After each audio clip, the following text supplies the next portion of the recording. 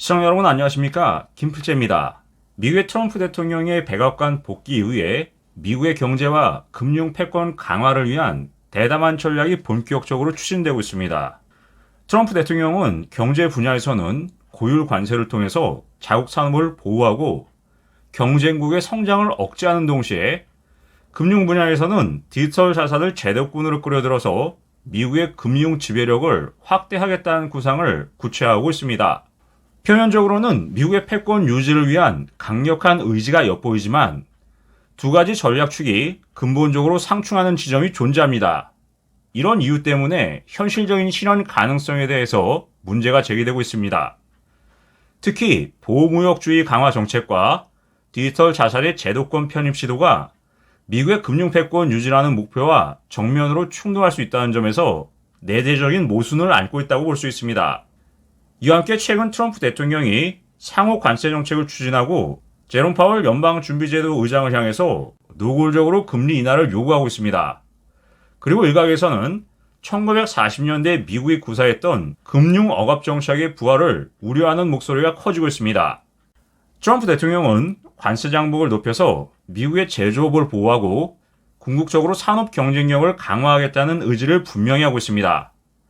이것은 지난 2017년부터 2021년까지 그의 첫 번째 임기 동안 중국을 비롯한 주요 교역국에 대해서 고율의 관세를 부과하고 무역 전쟁을 감행했던 행적과 그 궤를 같이 하고 있습니다. 당시에도 트럼프는 미국 우선주의라는 슬로건 아래 자국 기업 보호와 만성적인 무역 적자 해소를 핵심 정책 목표로 설정했습니다.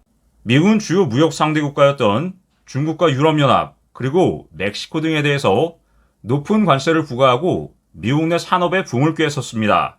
그렇지만 트럼프 대통령의 관세 중심 전략은 구조적인 한계를 내포하고 있다는 지적이 끊이지 않고 있습니다.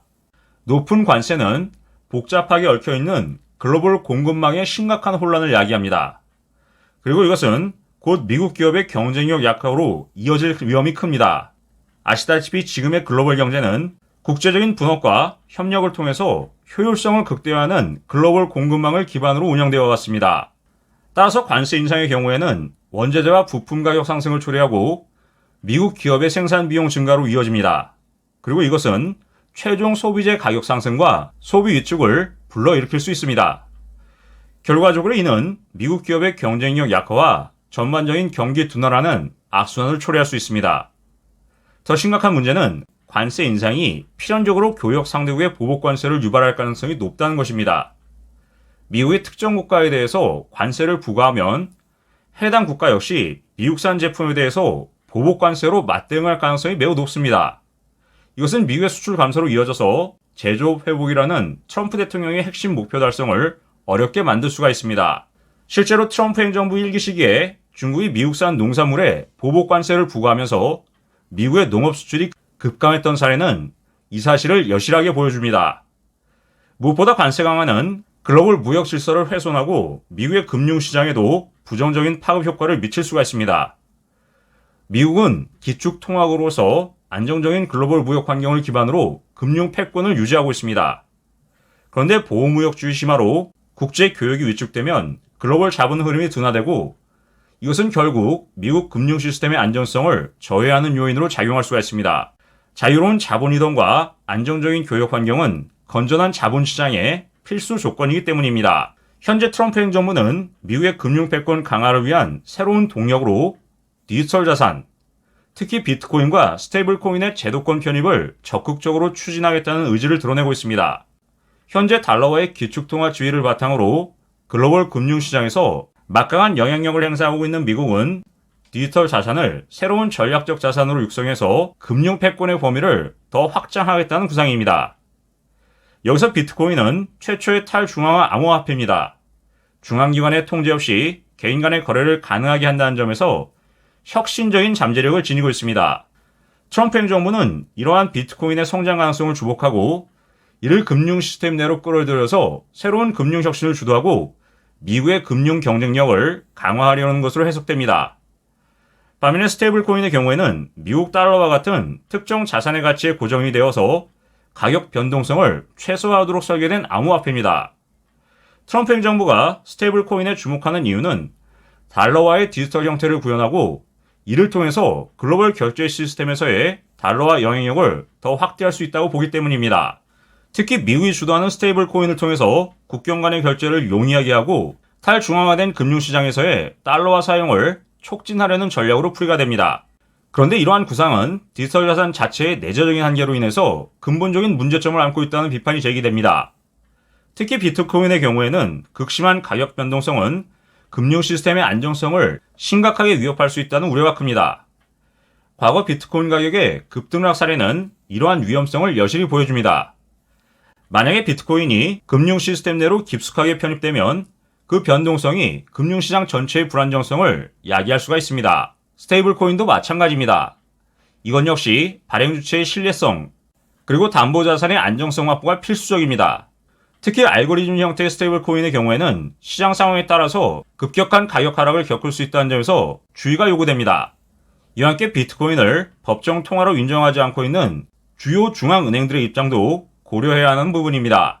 비트코인이 공식적인 지급수단으로 자리 잡기 위해서는 명확한 법적인 장치, 그리고 제도적인 장치 마련이 선행되어야 하지만 현재 디지털 자산에 대한 규제는 여전히 불확실성이 큰 상황입니다. 만약에 트럼프 대통령의 전략이 현실화되면 미국의 금융 패권은 비트코인의 극심한 변동성과 스테이블 코인의 잠재적 위험에 직접적으로 노출될 수가 있습니다.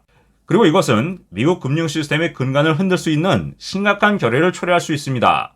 금융 시스템은 무엇보다 신뢰와 안정성을 최우선으로 요구하지만 비트코인을 비롯한 디지털 자산의 경우에는 본질적으로 이러한 요소를 충족시키기 어렵다는 지적이 설득력을 얻고 있습니다.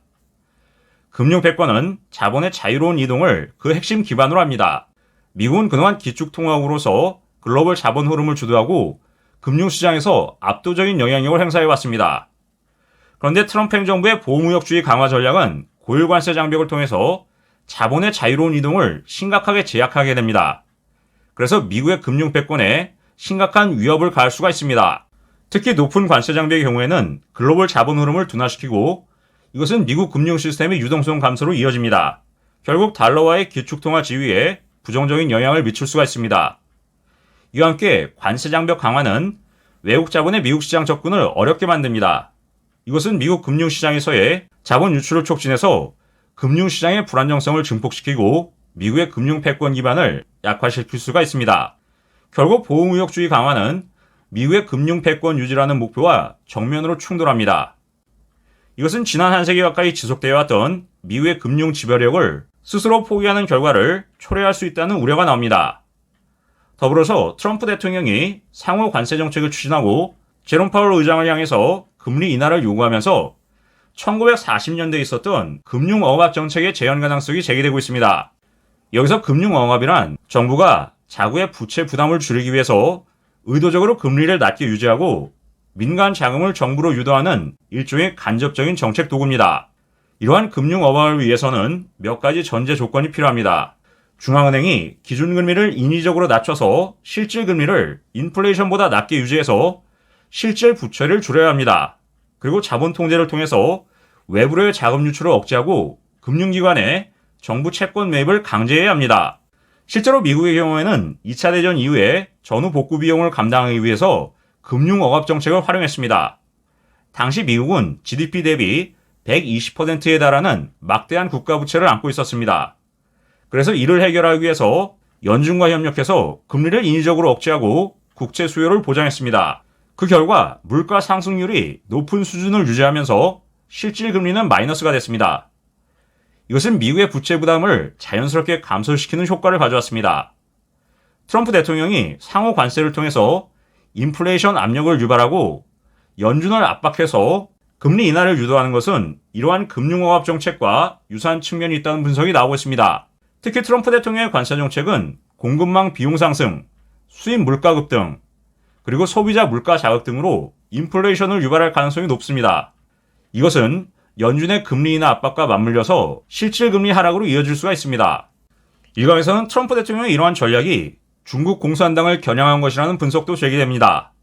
중국은 미국 국채를 대량으로 보유하고 있는데 트럼프 대통령이 관세와 금리 정책을 통해서 달러의 가치를 하락시키고 중국의 수출 경쟁력을 약화시키려는 의도라는 것입니다. 그런데 트럼프 대통령의 변형된 금융어업 정책이 현실화되는 것은 쉽지 않다는 지적이 많습니다. 연준의 경우에는 정치적 독립성을 가진 기관입니다. 그리고 상호 관세 정책은 미국의 고립주의를 시발시켜서 오히려 미국 경제에 부정적인 영향을 미칠 수 있다는 우려도 제기됩니다. 과거의 사례를 비춰보면 아일랜드와 아이슬란드의 경우에는 1990년대 이후 적극적인 금융 자유화를 통해서 단기간에 급격한 경제 성장을 이뤘습니다. 그런데 2008년 글로벌 금융위기라는 예상치 못한 복병을 만나서 금융 시스템이 순식간에 붕괴됐습니다. 그리고 국가 경제가 심각한 타격을 입었습니다. 이것은 금융 시스템의 안정성이 얼마나 중요한지를 보여주는 대표적인 사례였습니다. 트럼프 대통령의 변동성이 큰 디지털 자산 편입 전략은 아일랜드와 아이슬란드의 사례와 유사한 위험을 내포하고 있다는 지적이 있습니다. 내재적인 가치가 부족하고 가격 변동성이 극심한 비트코인을 금융 시스템의 주요 축으로 편입하려는 신호는 금융 시스템 전체의 불안정성을 증폭시킬 수가 있습니다. 결국 이러한 전략이 실패하게 되면 미국은 금융과 산업 모두에서 경쟁력을 잃게 됩니다. 결국 세계 경제의 중심에서 멀어질 위험에 직면할 수가 있습니다.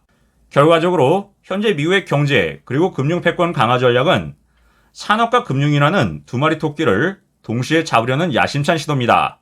그렇지만 보호무역 강화와 금융 패권 유지라는 근본적으로 상충하는 목표와 디지털 자산의 내재적인 불안정성 그리고 1940년대 금융 억압의 재현 가능성이라는 뚜렷한 한계로 인해서 심각한 위험성을 내포하고 있습니다. 만약에 트럼프 행정부의 전략이 실패하게 되면 미국 경제는 심각한 위기에 빠질 뿐만 아니라 한 세기 동안 이어져 왔던 미국의 금융 패권 또한 종말을 맞이할 수 있다는 비관적인 전망이 나옵니다. 문제는 이러한 미국의 경제정책 변화가 우리나라 경제에 직접적인 영향을 줄 수 있다는 것입니다. 첫째는 금융 억압이 본격화되면 미국의 금리는 인위적으로 낮게 유지될 수 있지만 다른 한편으로는 달러의 유동성을 빨아들이기 위한 자본 통제와 규제가 강화될 가능성이 큽니다. 이것은 외국인 투자 자금이 다시금 미국으로 돌아가는 리쇼어링을 가속화할 수 있고 우리나라를 포함한 신흥국 시장의 경우에는 외국인 자금 이탈이 가속화될 수가 있습니다. 두 번째로는 보호무역이 확대되면 우리나라의 수출 경제는 직접적인 타격을 받을 수밖에 없습니다.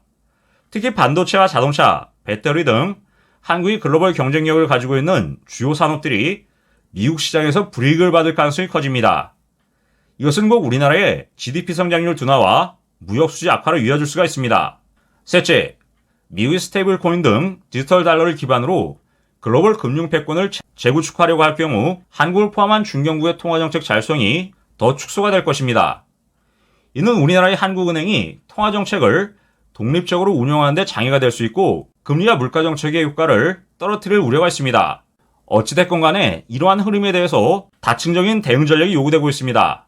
단기적으로는 외환시장 안정화 대책과 외국인 투자자 이탈 방지를 위한 거시 건전성 정책이 필요합니다. 다음으로 중장기적으로는 미국의 외부 충격에 대비할 수 있는 탄탄한 경제 구조를 만들기 위한 내수 진작, 산업 구조 개편, 그리고 디지털 금융체계 강화 등의 노력이 필수적입니다. 이외에도 외교적인 차원에서는 미국의 정책 변화에 대한 적극적인 사전 협의와 강력한 협력 체제를 통한 견제 메커니즘 확보가 요구됩니다. 예를 들어서 아세안, EU, 옆나라 일본 등과의 경제 협력을 통해서 공급망 재편에 대한 대안을 모색해야 할 것입니다.